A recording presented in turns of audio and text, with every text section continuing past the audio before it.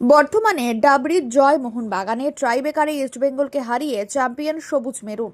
শুক্রবার শহর বর্ধমানে মিউনিসিপ্যাল বয়েজ স্কুলের দর্শকদের উপচে পড়া ভিড়ের মধ্যে অনুষ্ঠিত হলো কলকাতার দুই চির প্রতিদ্বন্দ্বী মোহনবাগান ও ইস্টবেঙ্গল ক্লাবের মহাডাবরি ম্যাচ। উত্তেজনায় টানটানি ম্যাচে ট্রাইবেকারে 4-3 গোলে ইস্টবেঙ্গলকে হারিয়ে চ্যাম্পিয়ন হয় মোহনবাগান অ্যাথলেটিক ক্লাব। ঐতিহ্যবাহী এই ডাবরি ম্যাচের আয়োজন করে শিশির সাথীর ফাউন্ডেশন। পূর্ব বর্ধমান জেলা তৃণমূল যুব কংগ্রেসের সভাপতি রাসবিহারী হালদার তার পিতার স্মৃতি রক্ষার্থে গড়ে তোলায় ফাউন্ডেশনের পরিচালনায় প্রতিযোগিতার আয়োজন করা হয়। আমার উদ্দেশ্য ছিল এটা মিউনিসিপাল বয়েজ স্কুল, আমাদের বর্তমানের গর্ব স্কুল। এই স্কুলের মাঠের পরিবেশ এখানে বাচ্চাদের ক্রীড়ামুখী করা, সেই জন্যই মিউনিসিপাল বয়েজ স্কুল করেছিলাম। তার সাথে সাথে মাঠ ডেভেলপমেন্ট করেছি, বাচ্চারা যাতে পরবর্তীকালে খেলতে পারে। একটা ফুটবল কোচিং ক্যাম্পের ওপেন করেছি সদরঘাট বিদ্যাসাগর সিস্টেমে, যেখানে ফ্রিতে বাচ্চারা কোচিং নিতে পারবে, সেটা প্যারেটো রহিম নবী মেহতাবদের তত্ত্বাবধানে। এবং সেই ক্যাম্প চলবে, যে কোনো বাচ্চা ওখানে অংশগ্রহণ করতে পারে। এবং এই প্রদর্শনী ম্যাচ ইয়াং জেনারেশনকে আরো মোটিভেট করা খেলাধুলার প্রতি। ফুটবলের প্রতি নতুন প্রজন্মের আগ্রহ বাড়াতেই দুই বড় ক্লাবের প্রদর্শনী ম্যাচ দেখতে বর্ধমান মিউনিসিপ্যাল হাই স্কুলের মাঠ কানায় কানায় পূর্ণ হয়ে ওঠে ফুটবল প্রেমী দর্শক। দু দলের সমর্থকদের উচ্ছ্বাস ও আবেগ ছিল চোখে পড়ার মতো। ম্যাচ শুরুর আগে বর্ধমানের প্রাক্তন খেলোয়াড়দের সংবর্ধনা জানানো হয়।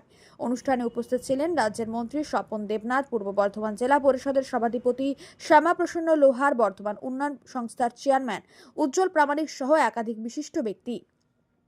এই ম্যাচে দুই ক্লাবের নামী প্রাক্তন তারকা ফুটবলাররা অংশ নেন। মোহনবাগান দলের নেতৃত্ব দেন ব্যারটো, তার সঙ্গে ছিলেন সন্দীপ নন্দী, কিংশুক দেবনাথ, রহিম নবী, বিশ্বজিৎ সাহা প্রমুখ।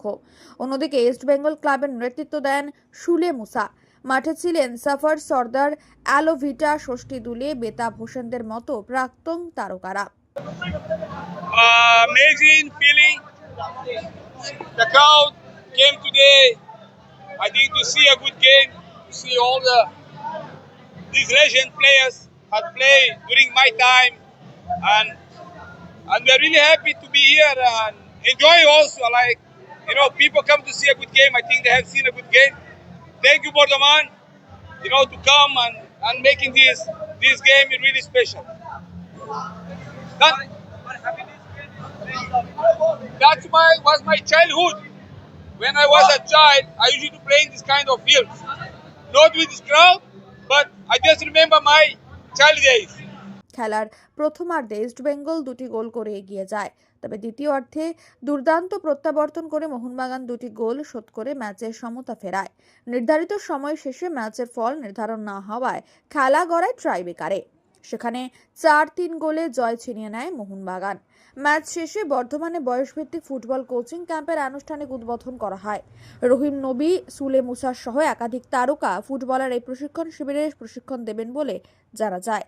সদরঘাট বিদ্যাসাগর স্মৃতি সংঘের মাঠে কোচিং শিবির চলবে বলে জানান উদ্যোক্তারা। বর্ধমান থেকে দীনেশ শীল ও মৃত্যুঞ্জয় যোশীর রিপোর্ট, মেমারি আপডেট।